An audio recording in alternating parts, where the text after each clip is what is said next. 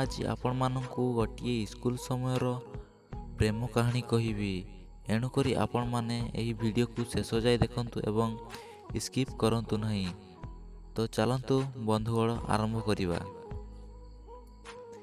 ବିକିକୁ 15 ବର୍ଷ ବୟସରେ ସେ କ୍ଲାସରେ ପଢ଼ୁଥିବା ବେଳେ ଗୋଟିଏ ଝିଅ କାଜଲ ସହ ପ୍ରେମ ହୋଇଯାଇଥିଲା। କାଜଲର ବାପା ଥିଲେ ଗୋଟିଏ ଶିକ୍ଷକ। ବିକି ସେ ଝିଅକୁ ମନେ ମନେ ବହୁତ ଭଲ ପାଉଥିଲା, କିନ୍ତୁ ସେ ଝିଅକୁ କହିବାକୁ ସାହସ ହେଉନଥିଲା। ବିକିର ପରିବାର ସାଧାରଣ ପରିବାର ଥିଲା। ବିକି କାଜଲକୁ ଭଲ ପାଇବା ପରେ ସେ ତାହାର ଗୋଟିଏ ଖରାପ ଅଭ୍ୟାସ ଛାଡ଼ି ଦେଇଥିଲା। ଆଗରୁ ସେ ସ୍କୁଲ ଆସିବା ପାଇଁ ବାହାନା କରୁଥିଲା, କିନ୍ତୁ ଏବେ ସେ ସ୍କୁଲ ବାହାରି ଚୁପଚାପ ଚାଲି ଆସୁଥିଲା। ସମୟ ଏମିତି ବିତି ଚାଲିଥିଲା, କିନ୍ତୁ ବିକି ତାର ଭଲ ପାଇବା କଥା ସେ ଝିଅ ଆଗରେ କହିପାରୁନଥାଏ। ବିକି ଖାଲି ଲୁଚି ଲୁଚି ସେ ଝିଅକୁ ଦେଖୁଥାଏ। କେବେ କେବେ ସେ ଦୁଇଜଣ ପାଠପଢ଼ା ନେଇ କଥାବାର୍ତ୍ତା ମଧ୍ୟ ହେଉଥିଲେ। ସମୟ ବିତିଗଲା, 10ମ ପରୀକ୍ଷା ସରିଗଲା, କିନ୍ତୁ ତାର ମନର କଥା ମନରେ ହିଁ ରହିଥାଏ। ବିକି ମନେ ମନେ ଭାବୁଥାଏ, କାଜଲକୁ ଦେଖିପାରିବି ନା ନାହିଁ। କାହିଁକି କାଜଲର ବାପାଙ୍କ ଇଚ୍ଛା 10th ପାସ୍ ପରେ କାଜଲ ସହରରେ ପାଠ ପଢ଼ିବ। ସ୍କୁଲର ଶେଷ ଦିନ ଥିବାରୁ ସବୁ ସାଙ୍ଗମାନେ କଥା ହେଉଥାନ୍ତି। କାଜଲ ବି ତା ସାଙ୍ଗମାନଙ୍କ ସହ କଥା ହେଉଥାଏ, କିନ୍ତୁ ବିକି ଖୁସି ନଥିଲା। ତାପରେ ବିକି କ୍ଲାସକୁ ଗଲା। କାଜଲର ଆଇଡେଣ୍ଟି କାର୍ଡଟିକୁ ବାହାର କଲା। ସେଠାରେ କାଜଲର ଫଟୋ ଲାଗିଥିଲା।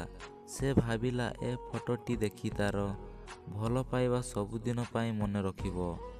ସମୟ ଏମିତି ଚାଲିଲା। ବିକି ଗୋଟିଏ ଭଲ ଚାକିରି କରିଥିଲା, କିନ୍ତୁ ତାର ମନରେ ଗୋଟିଏ ଭାବନା ରହିଥିଲା, ତାହା ହେଉଛି କାଜଲ। ବହୁତ ଚେଷ୍ଟା କରିବା ପରେ ମଧ୍ୟ ବିକି କାଜଲ ସହ ଦେଖା ହୋଇପାରିନଥିଲା। ବିକିର ବାହାଘର ଗୋଟିଏ ସୁନ୍ଦର ଝିଅ ସହ କରିଦେଇଥିଲେ। ସମ୍ଭବବଶତଃ ସେ ଝିଅର ନାଁ ମଧ୍ୟ କାଜଲ ଥିଲା। ବିକି ଯେତେବେଳେ ତା ସ୍ତ୍ରୀକୁ କାଜଲ ବୋଲି ଡାକୁଥିଲା, ତାର ପଛକଥା ସବୁ ମନେ ପଡ଼ିଯାଉଥିଲା।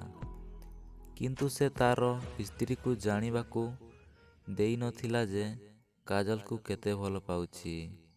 ଦିନେ ବିକି ଘରେ ବସି କାଜଲର ଫଟୋଟିକୁ ଦେଖୁଥାଏ।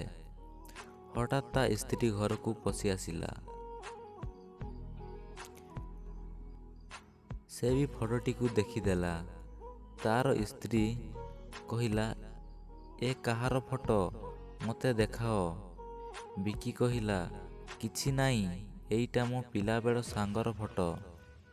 ତାପରେ କାଜଲ ଫଟୋଟିକୁ ଦେଖି କହିଲା, ଏଇଟା ତ ମୋ ସ୍କୁଲ ପିଲାବେଳର ଫଟୋ।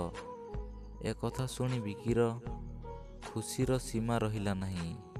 ବିକି କାଜଲକୁ କହିଲା, ମୁଁ ତୁମକୁ ସ୍କୁଲ ବେଳରୁ ବହୁତ ଭଲ ପାଉଥିଲି। ଆଜି ସେତିକି ଭଲ ପାଉଛି। ଏକଥା କାଜଲ ବିକିକୁ ଅନାଇ ରହିଥାଏ। ବନ୍ଧୁଗଣ ଦେଖନ୍ତୁ, ଭଲ ପାଇବା ସତ ହୋଇଥିଲେ ନିଶ୍ଚୟ ଦିନେ ନା ଦିନେ ସେମାନଙ୍କୁ ଏକାଠି କରନ୍ତି।